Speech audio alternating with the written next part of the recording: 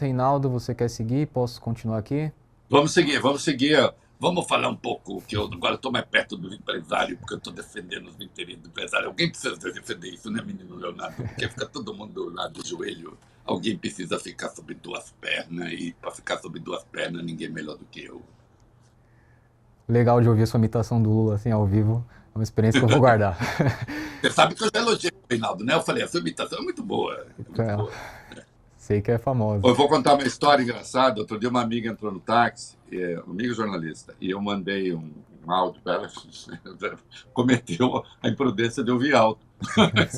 Ouviu, tava... Aí o taxista falou assim, é o Lula mesmo ou é o Reinaldo Azevedo imitando o Lula? Já é reconhecido já. É. Reinaldo, o novo tarifaço do Donald Trump contra o Brasil deixou o governo Lula mais perto dos empresários brasileiros. As reuniões com os setores afetados pela nova tarifa de 25% começam hoje. Esses encontros serão conduzidos pelo Ministério do Desenvolvimento, Indústria, Comércio e Serviços, com participação da Fazenda.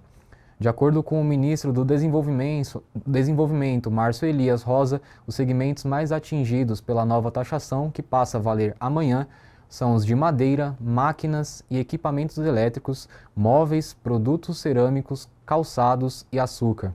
Nesse contexto, o objetivo do governo Lula é ouvir as associações setoriais a fim de captar quais são as demandas de cada segmento e mitigar os impactos da ofensiva de Trump contra o Brasil. Nesse momento, além de calibrar o tamanho do pacote de auxílio aos exportadores, o governo poderá mostrar as ações já tomadas e reforçar a disposição de ajudar o empresariado dentro do possível. Há uma avaliação de que muitos dos setores afetados são historicamente mais próximos à família Bolsonaro. E aí, Reinaldo? O governo indo atrás do E prejuízo, né? são, e são, porque assim, muitos setores afetados, não. Vamos ser claros, o agro, em regra, o agro nunca teve. O Leonardo, quem fez, e aqui eu não tô opinando. Isso não é uma opinião. Isso não é uma opinião. Isso é uma informação incontestável. Quem fez os maiores planos safra da história? Chama-se Luiz Inácio Lula da Silva. Em quais governos o agro assumiu o tamanho que assumiu, em razão, inclusive, de farto financiamento? Nos governos Luiz Inácio Lula da Silva, nos governos do PT. E, no entanto, o agro é bolsonarista. Né? Preconceito ideológico, a história do MST, como se o MST causasse realmente alguma dificuldade para o agro brasileiro, diria que o tamanho que o agro tem prova que o MST não é um problema para eles. E setores da indústria também. Né? Setores da indústria também. Tem. Agora, porque vai discutir a 6 por 1, então o fim da 6 por 1, olha só, o governo, não sei o quê. Que governo fez a nova indústria brasileira, o NIB, 400 milhões de dinheiro de financiamento barato para a indústria, mais o que mobilizou de recursos privados também, de parcerias, etc., coisa de 2 bilhões. Há quanto tempo você não tinha isso?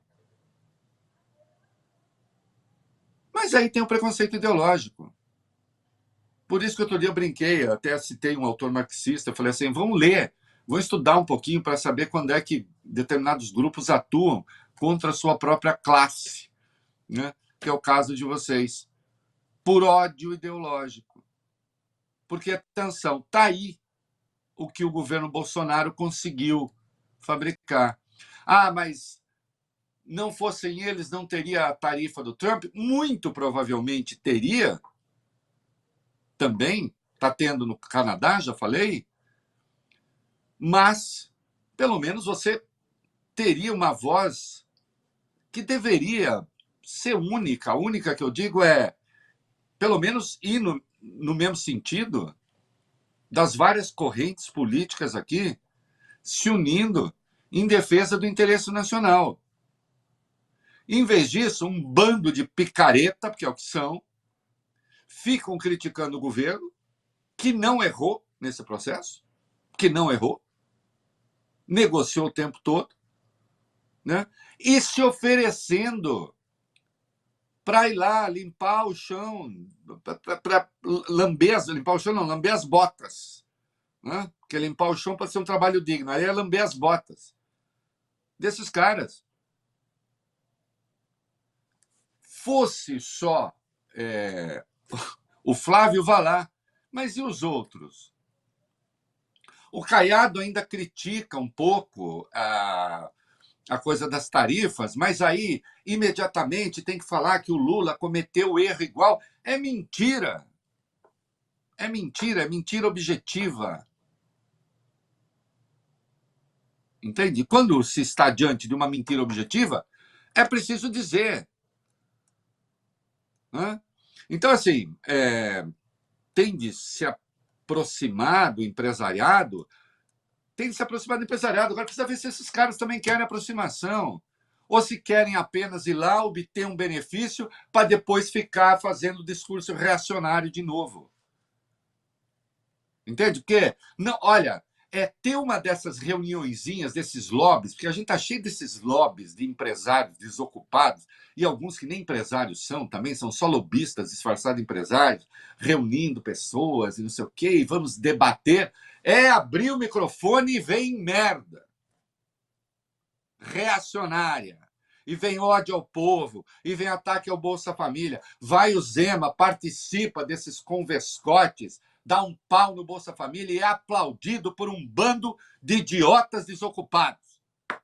Porque se fosse realmente ocupado, inclusive em fazer sua empresa produzir, funcionar, trabalhar, etc., não estava lá num dia de semana participando de um seminário com o Zema, que nada tem a dizer sobre coisa nenhuma.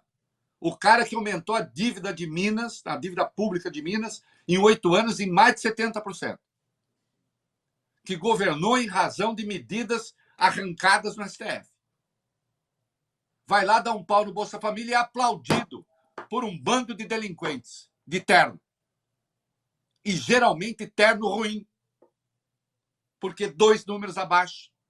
Porque querem parecer magrinhos e nem conversam direito com seus respectivos alfaiates. Né? Além de tudo, cafonas também. Né? Porque não, tem uma hora que não basta ser burro, tem que ser cafona. Para a coisa ficar completa. Né? E isso ainda porque a gente não foi perguntar o gosto musical, que eu sinto o cheiro daqui. É isso. E segue falando sobre essas... A gente segue falando, então, sobre... Aí o velho assustou. Ah, cara, não dá.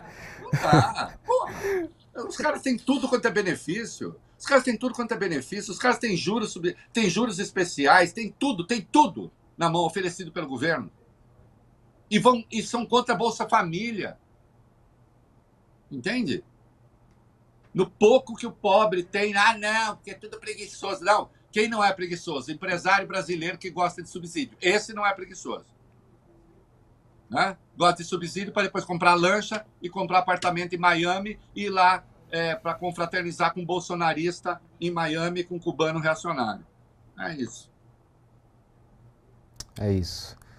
A gente segue então, Reinaldo, falando sobre essas reuniões do governo Lula com os setores afetados pelo tarifaço do Donald Trump. Devem ser ouvidos hoje a Associação Brasileira da Indústria de Máquinas e Equipamentos, a Associação Brasileira das Indústrias de Calçados, a ABCalçados, a Associação Brasileira da Indústria do Plástico, a ABPlast, e a Associação Brasileira da Indústria Têxtil e de Confecção, a ABIT, segundo interlocutores. Outras reuniões devem acontecer nesta quarta-feira. Como mostramos há pouco, com base nas necessidades dos afetados pelo tarifaço, a equipe econômica pretende calibrar o alcance das medidas de socorro que deverão respeitar as limitações fiscais e priorizar os setores mais vulneráveis. As reuniões ocorrem poucos dias após o anúncio de que o Executivo estruturará programa de apoio às empresas atingidas pela ofensiva de Trump. Entre as alternativas em estudo estão a ampliação de instrumentos já existentes do Plano Brasil Soberano, novas linhas de financiamento, reforço às ações de promoção comercial e iniciativas para acelerar a abertura de mercados alternativos às exportações brasileiras. Segundo o jornal O Globo, a avaliação do governo é que ainda não há um retrato preciso dos impactos da sobretaxa sobre cada cadeia produtiva. Por isso, a estratégia será construir as medidas em conjunto com representantes do setor privado antes de anunciar o volume de recursos e os mecanismos que serão utilizados. Reinaldo. Vamos ver, né? Espero que se chegue a um bom termo. E algumas dessas entidades deveriam, porque você sabe que o impacto maior das tarifas é São Paulo, que é o estado mais industrializado, né? E pega um pedaço bom da indústria.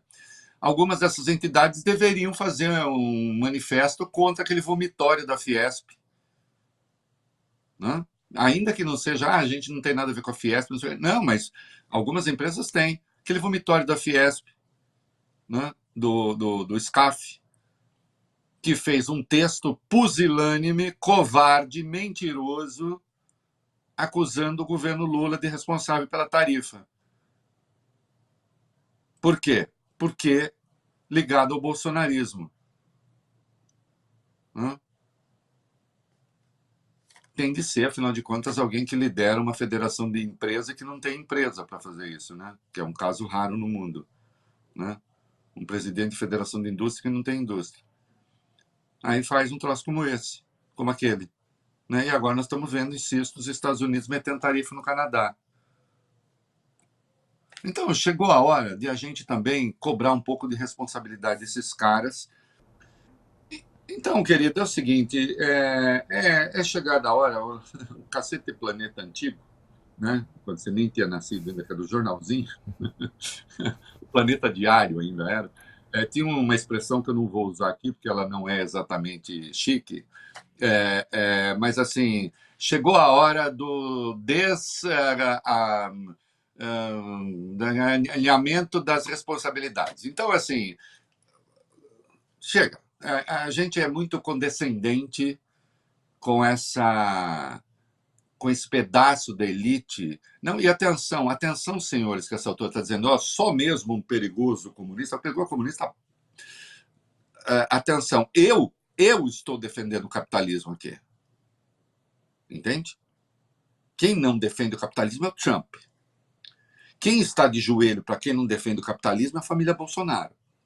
E quem aqui no Brasil fica de joelho para a família Bolsonaro são vocês. Então chega. É preciso que vocês digam, além do ódio de classe, além do ódio que vocês têm do Lula, porque o Lula é pernambucano, além do ódio que vocês têm do Lula, porque ele é um ex-operário, além do ódio que tem do Lula, porque ele não tem um dedo, por que diabos vocês vivem puxando o saco dessa gente? O que é que ela oferece a vocês de positivo? Além de ficar falando, esses petistas, esses comunistas, esses não sei o quê. Não é? Quem é que hoje está defendendo o interesse da empresa brasileira? Quem é que hoje, no mundo, defende as regras da globalização, das cadeias integradas de produção? Quem? Bolsonaro? Trump? Não. Lula. Quem diria, hein? E Xi Jinping. Só que com uma diferença, né? O Lula é um democrata. O regime chinês é outra coisa.